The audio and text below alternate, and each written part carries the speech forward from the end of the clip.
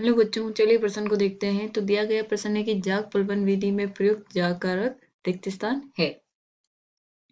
तो हमें बताना है कि जाग पलवन विधि में जाग कारक कौन कौन से हम उपयोग में लाते हैं। तो सबसे पहले हम क्या लिखेंगे, मुख्य उदाहरण। तो ये क्या हो जाएगी, जाग पलवन विधि। तो हमें पता होना चाहिए कि जाग पलवन विधि अश्व के सांद्रण में उपयोग में लाई जाती है। और हमें ये भी पता होना चाहिए कि जाग पलवन विधि होती क्या है और उसमें कौन कौन से पदार्थ को मिलाया जाता है और किसके रूप में मिलाया जाता है।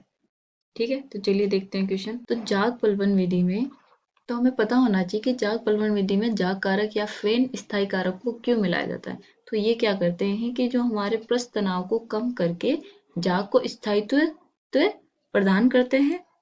और उसके उदाहरण क्या क्या है, क्रिसोल है, एनिलीन है, चीड़ का तेल है में प्रयुक्त जाग कारक। तो वो कौन कौन से हैं, चीड़ का तेल, दूसरा क्या हो सकता है क्रिसोल, और तीसरा क्या हो सकता है एनिलीन। तो इसका मुख्य कार्य क्या होगा जाग कारक का, जाग कारक या फेनक बोल सकते हो या फेन स्थायित्व कारक बोल सकते हो। तो ये क्या करते हैं, पृष्ठ तनाव को कम करके जाग को स्थायित्व प्रदान करते हैं। उदाहरण के तौर पर हमने चीड़ का तेल, क्रिसोल और एनिलीन लिया है। तो यही जो हमारा है वो रिक्त स्थान की पूर्ति में हम इनमें से कोई एक लिख सकते हैं या तीनों लिख सकते हैं।